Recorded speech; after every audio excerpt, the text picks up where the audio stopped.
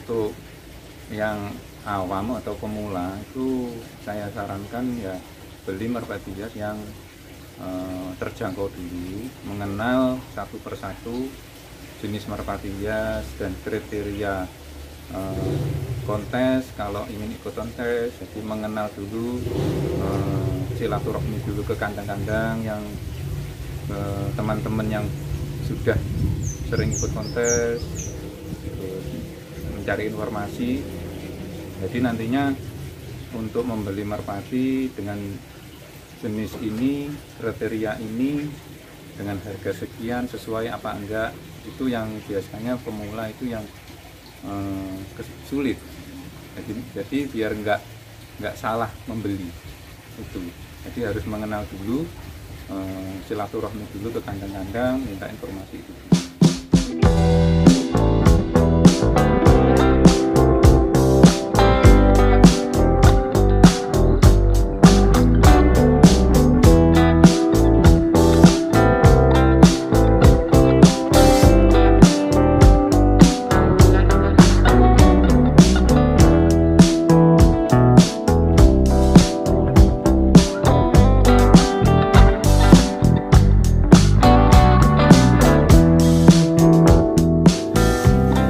Oke teman-teman, assalamualaikum warahmatullahi wabarakatuh. Jumpa lagi dengan saya di channel Wirausaha Desa.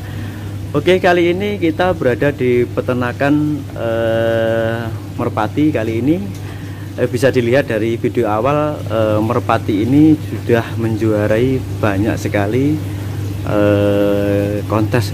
Nah, ini seperti apa sih merpati yang di peternakan ini? Kita langsung saja tanya ke peternak langsung. Oke Pak, assalamualaikum Pak. Waalaikumsalam. Dengan Bapak Sinten Pak? Taufik. Bapak Taufik. Pak, ini mulai kapan Pak beternak burung merpati seperti ini Pak? Mulai berternak merpati hias tahun sudah sekitar 5 tahun yang lalu. 5 tahun yang lalu. Ini mungkin dari jenisnya jenis merpati apa Pak? Jenis king atau bisa dibilang shocking. Shocking. Di sini kebetulan cuma ada beberapa jenis saja. Sebetulnya ada banyak jenis. Cuma saya lebih fokus di 4-5 jenis. 4-5 jenis. Ya.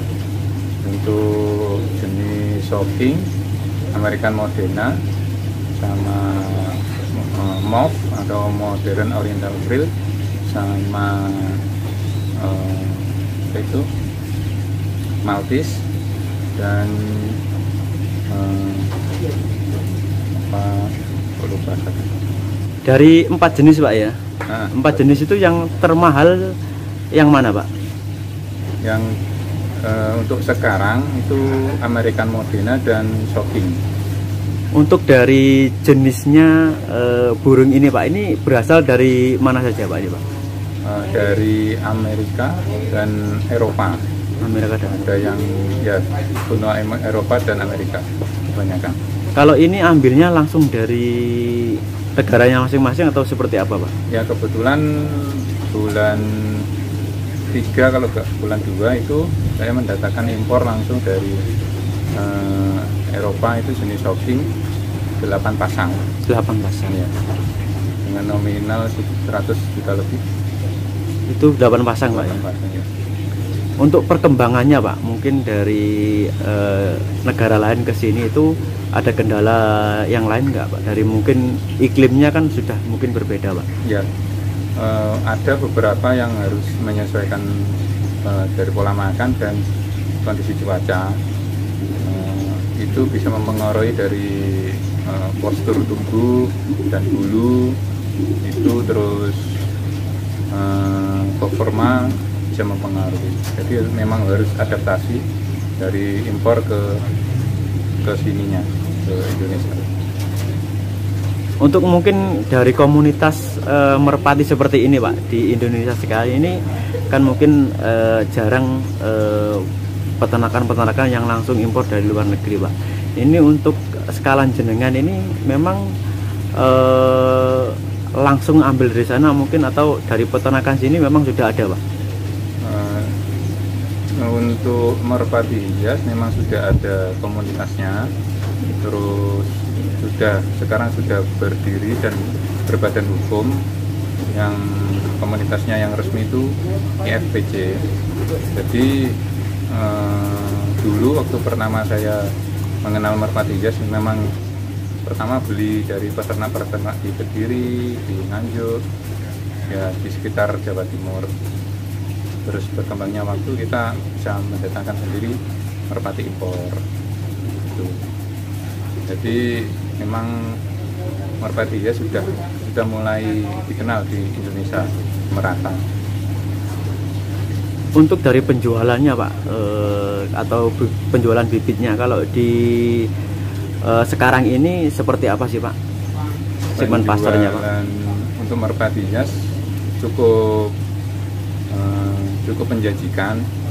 Kalau untuk shocking sendiri, untuk kualitas kontes itu bisa sampai 5 juta ke atas, bahkan sampai 20 juta. Sepasang atau persatu Pak? Per ekor. Per ekor ya? Iya. Itu kalau jenis AM bisa lebih mahal lagi. Itu. Terus kalau Maltese itu bisa di bawahnya shocking. Untuk dari keempat jenis itu yang mungkin sangat dicari itu yang mana Pak? Untuk sekarang, untuk tahun ini yang lagi hit memang di shocking, AM sama MOP, di modern oriental frill itu, di 3 jenis. Terus yang paling sulit Pak itu di jenis apa ini Pak? Untuk kesulitan ada tersendiri. Jadi untuk shocking biasanya itu karakternya itu, kalau shocking dia galak. Jadi kalau susahnya kalau lagi bahasa Jawanya berai, ya, itu bisa bertengkar. Itu. Terus untuk jenis lain kayak MOP itu kesusahannya biasanya kalau mau bisa beranak, tapi susahnya untuk membesarkan anaknya. Gampang mati. Gampang mati. Iya. Kesulitan Pak. Iya, kesulitan. Tapi kalau selama ini yang berada di kandang sini, peternakan sini seperti apa Pak? Ya, kita setiap merpati mempunyai karakter sendiri-sendiri. Jadi ada yang mau mengerami sendiri, ada yang nggak bisa mengerami sendiri. Jadi kita harus punya asisten merpati. Jadi menitipkan telur di merpati biasa. Merpati biasa Pak. Jadi tugasnya atau fungsinya cuma untuk membesarkan anak dari merpati hias. Istilahnya babu. Babu ya. Ya.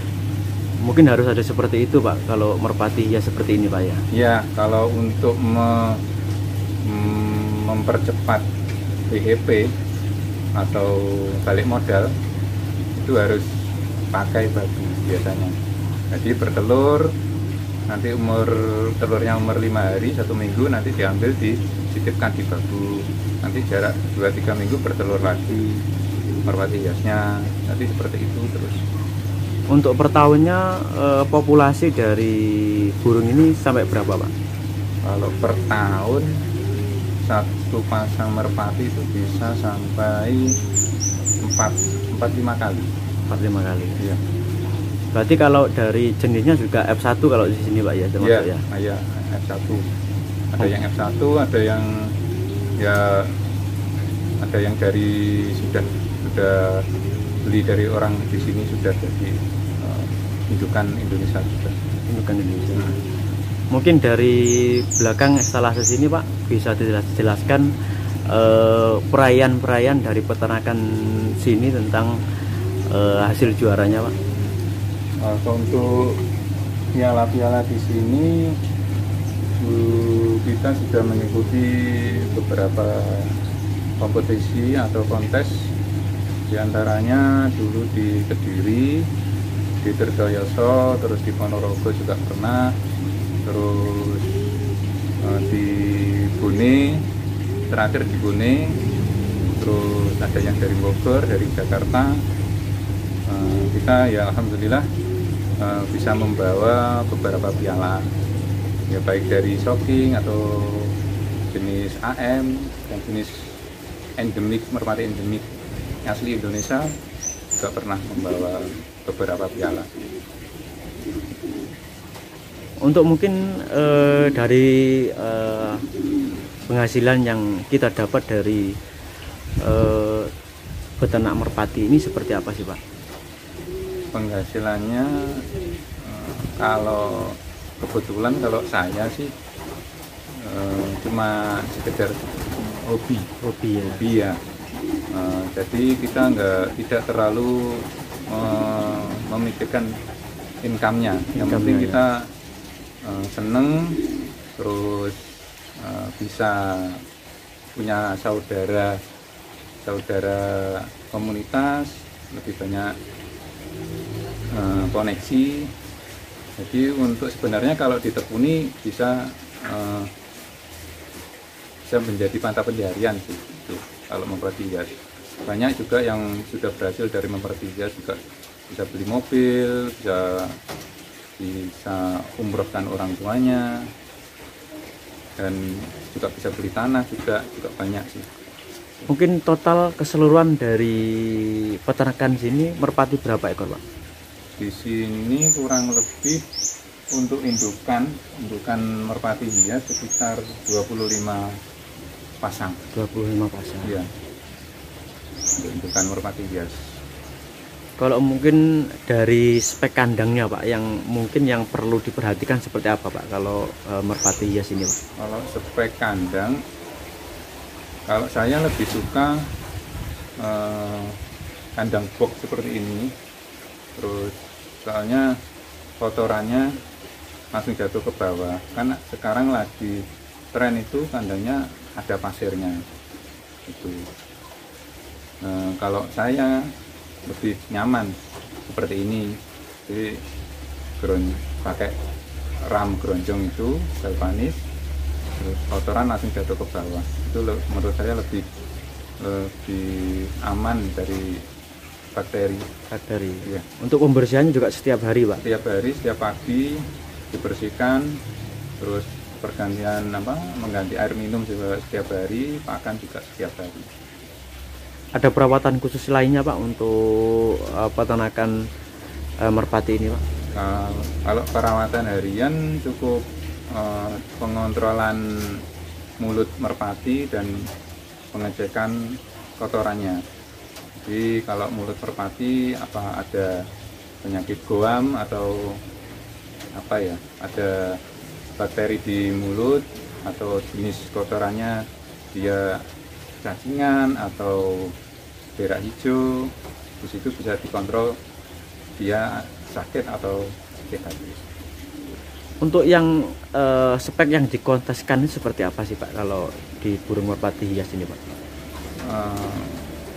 Kalau beda jenis, beda kriteria. Kalau umumnya yang sekarang ngetren shocking itu badannya harus tegap, kakinya harus jenjang, lurus, terus sayap harus di atas ekor, seperti itu, kepalanya besar, terus ekornya juga tegak. Kalau beda jenis lagi kayak NC, kayak yang gondok itu yang saya bilang tadi, novelty cover itu kan yang balon, itu nanti juga pakai marking, pakai motifnya itu biasanya masuk ada nilainya tersendiri. Nanti beda jenis ya beda kriteria, beda poin. Oke Pak, harapan untuk peternak-peternak yang mungkin masih awam tentang peternakan merpati hias ini seperti apa sih Pak? Untuk yang awam atau pemula itu saya sarankan ya beli merpati hias yang terjangkau dulu, mengenal satu persatu jenis merpati hias dan kriteria kontes. Kalau ingin ikut kontes, jadi mengenal dulu, silaturahmi dulu ke kandang-kandang yang teman-teman yang sudah sering ikut kontes, terus mencari informasi Jadi nantinya untuk membeli merpati dengan jenis ini, kriteria ini, dengan harga sekian sesuai apa enggak, itu yang biasanya pemula itu yang sulit. Jadi biar nggak salah membeli itu. Jadi harus mengenal dulu, silaturahmi dulu ke kandang-kandang, minta informasi itu dulu. Harus itu, seperti itu. Terakhir Pak, untuk kedepannya Pak di peternakan burung merpati hias itu apa sih Pak perayaan yang mungkin akan kedepannya yang ingin diraih oleh peternakan sini? Tujuan utama saya di merpati hias adalah persaudaraan. Dulu ya lebih banyak saudara, lebih banyak hobi, lebih banyak koneksi, insya Allah ya juga rezekinya juga beda gitu. Jadi intinya saya fokusnya di persaudaraan, terus saling tolong menolong. Intinya saya seperti itu. Saya tidak mematok harga tinggi, meskipun anakan impor saya tidak menjual dengan harga tinggi. Saya istilahnya berbagi koleksi lah itu. Jadi saya lebih mementingkan persaudaraan itu aja.